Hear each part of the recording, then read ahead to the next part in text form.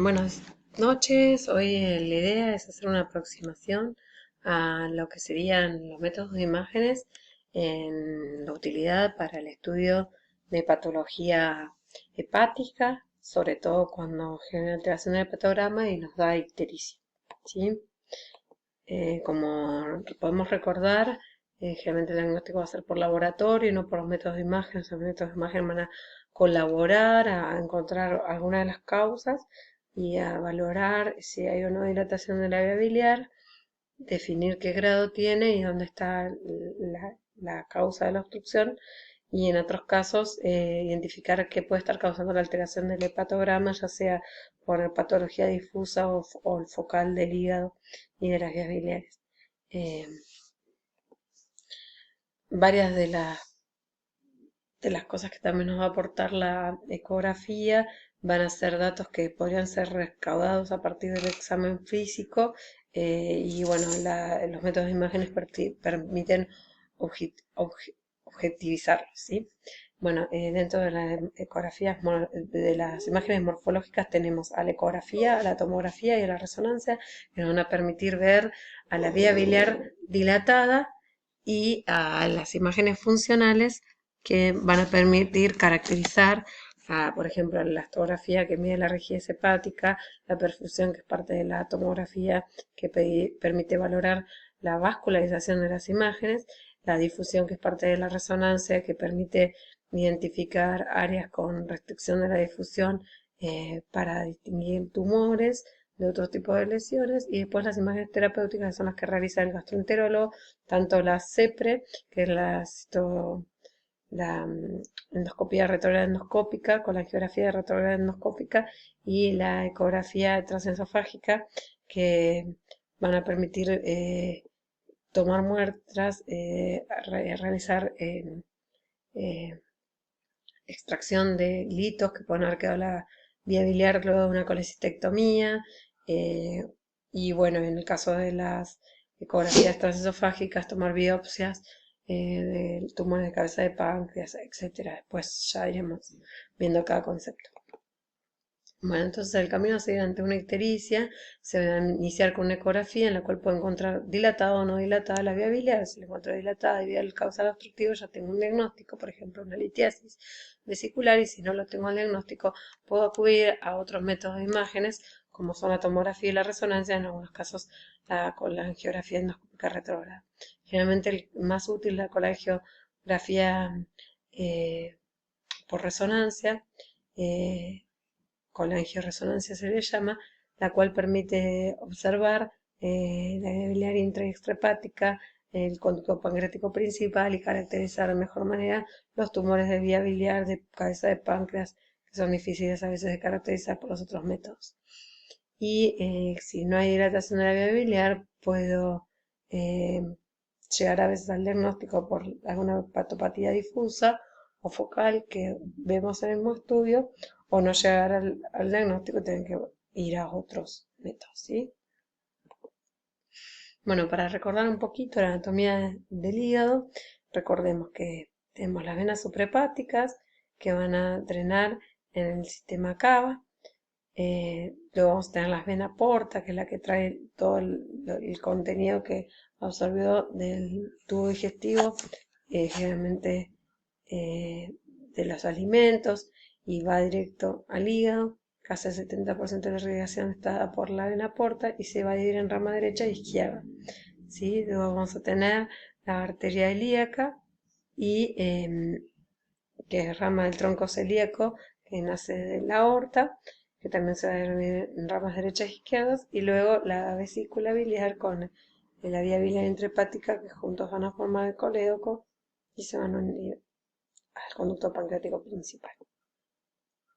Bueno, para ir teniendo en cuenta los métodos de imágenes, desde el más sencillo a los más complejos, en algunos casos, cuando es limitado el acceso o podemos llegar por otras sospechas de cuadros clínicos, puede que ante un dolor de abdomen agudo podamos solicitar una placa de pie de abdomen. Es importante para poder ver algunas estructuras, que el paciente esté de pie. Por ejemplo, acá en el hipocondrio izquierdo vamos a tener una imagen radiolúcida, que es la cámara gástrica con aire, porque el paciente está de pie.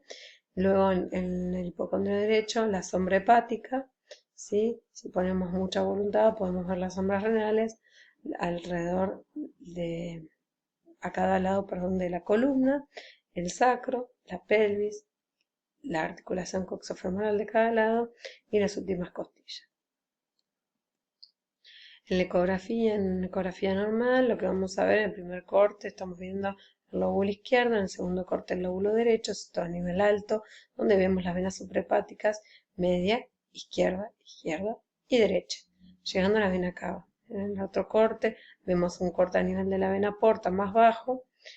En otro corte podemos ver el vaso, que las medidas normales es menor a 12 centímetros, la vena porta menos de 13, 14 milímetros, y luego vamos a ver al riñón en relación al segmento 6 hepático, que lo que podemos comparar para ver que la ecoestructura del hígado está bien es que sea igual a la del riñón. Obviamente que si uno de los dos está patológico, esto va a ser distinto, ¿sí?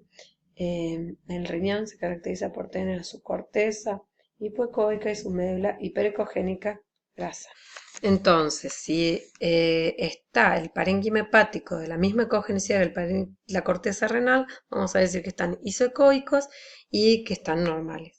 El espacio entre el lóbulo hepático derecho, el segmento 6 y el riñón es el espacio de Morrison, en el cual tiene que estar libre, que a veces cuando hay ascitis o alguna patología puede estar ubicada en dicho lugar. Normalmente es una fina, delgada línea ecogénica de la grasa que rodea a ambas estructuras. Bueno, este es un hallazgo normal longitudinal de una vesícula, la cual podemos ver que es anecoica porque tiene el contenido, gracias al ayuno, de líquido biliar y paredes finas, ¿sí? Estos son los hallazgos normales. En cuanto a la tomografía, las estructuras que normalmente vamos a ver si hacemos cortes axiales de superior a inferior van a ser, bueno, vamos a esta imagen que ya aparecen los nombres, tenemos las venas suprahepáticas en el hígado, que van a dividir al hígado en los segmentos, tenemos las tres suprahepáticas, la suprahepática izquierda, la media y la derecha, que van a dividir en los segmentos, esto sería el lóbulo izquierdo, segmento 2 y segmento 4, y el lóbulo derecho 8 y 7, ¿sí? En realidad siguen las agujas del reloj de izquierda a derecha, de abajo hacia arriba.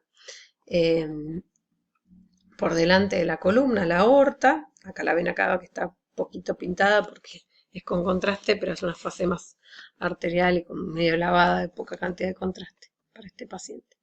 El estómago con un poco de contraste, gasas de intestino y el vaso, ¿sí? Estas áreas de parénquima pulmonar y acá vemos las costillas y los músculos paravertebrales. Y esto es el tejido celular subcutáneo. Luego seguimos bajando y vamos a encontrar otra vez, es un corte un poquito más bajo en el que se ve el segmento 5, pero prácticamente las mismas estructuras, ¿sí? Un corte más abajo, ya vemos la porta, rama izquierda, rama derecha, que también dividen los segmentos inferiores, el 3 y el 4B del lado izquierdo y el 5 y el 6 del lado derecho. Adelante de la aorta, el páncreas a esta altura ya, y el vaso. Y se asoman los polos superiores de los riñones. Vamos a la cava y la aorta y los pilares del diafragma. En este corte más bajo podemos ver a la vesícula hipodensa porque tiene líquido, ¿sí? La grasa que acá se ve no blanca como en la ecografía, se ve bien hipodensa, más que el líquido. Y vamos a ver a los segmentos 5 y 6, el 6 que está al lado del riñón, los riñones al costado de la columna, por delante de la columna la aorta, por delante de la aorta ya a esta altura los vasos mesentéricos, perdón, la arteria y la vena y la caja. Y en esta imagen la colita del páncreas. Y todo esto es asas de intestino, ¿sí? Bueno, ¿qué hallazgos patológicos puedo ver en una ¿cómo se llama? En una placa? Y podemos ver, por ejemplo, en este paciente de pie, estas imágenes en proyección del hipocondrio derecho, radiopacas, de tinte cálcico, con centro un poco más radiolúcido, que son las litiasis, ¿sí? Vesiculares, que en este caso tiene varias. Ante la ausencia de recursos puede ser un método a utilizar, ¿no? Luego, en este caso, podemos ver un paciente acostado, y esta es una R que es de abdomen de pie. ¿Por qué es esto? Porque en esta podemos ver los niveles hidroaéreos, ¿sí? Este paciente, hay alguna cosa o causa que le genera una obstrucción de la evacuación del intestino y le genera un nivel líquido aire. La línea trazada como por regla sería el nivel líquido, ¿sí? Que es radio opaco, y el aire que se ve radiolúcido por arriba negro. Y si miramos el hipocondrio derecho podemos ver también algo radiolúcido. Y si miramos bien, tiene la forma del colédoco y de la vía biliar intrahepática, en donde está la sombra hepática. En este caso, se trató de una distensión del intestino delgado con niveles hidroaéreos y aerobilia, probablemente porque un lito migró de la vía biliar por el tubo digestivo y está generando una obstrucción. No es tan común el hilio biliar. En la ecografía, ¿qué podemos ver como patológica? Hemos dicho que la vesícula era anecoica con paredes finas. Acá vemos engrosadas las paredes con edema. El engrosamiento parietal de más de 3 milímetros son signos indirectos de colecistitis, de colecistitis. Otras veces podemos ver que es más característico a la litiasis y al barro biliar, generando la congestión de la vesícula. Vamos a ver imágenes ecogénicas con sombra acústica posterior, que va a ser la litiasis, y un nivel ecogénico que van a ser eh, el barro biliar espeso. Y podemos ver, acompañando un engrosamiento parietal, podemos ver distensión de la vesícula, más de 10 centímetros de largo y más de 6 de diámetro anteposterior. En estos casos podemos ver la vía biliar intrahepática anecoica dilatada, que generalmente no se observa. Si observamos siempre anecoico los vasos hasta que le ponemos Doppler, la vía biliar no va a tener Doppler, ¿sí? En este caso, una imagen de un páncreas, ¿sí? Que está más hiperecogénico porque el paciente probablemente tenga una dieta rica en grasas, y en proyección de la cabeza, esta sería la vena esplénica, y por delante, en proyección de la cabeza del páncreas, esto ya es hígado, una imagen nodular heterogénica e hipocoica, probablemente un tumor. En este caso, una imagen nodular de contornos espiculados en íntima relación a la vía biliar, al Carrefour, que son los tumores de Klatskin que generan obstrucción de la vía biliar, ¿sí? En realidad uno con esta imagen sola no puede saber el origen, ¿no? Bueno, otra información importante que nos aporta la ecografía, que un poco de esto habían hablado los chicos en el video, tenemos desde una situación normal del hígado hasta el hepatocarcinoma, que obviamente no todos los pacientes van a evolucionar, sino dependiendo de varios factores y obviamente porcentajes muy chicos, ¿no?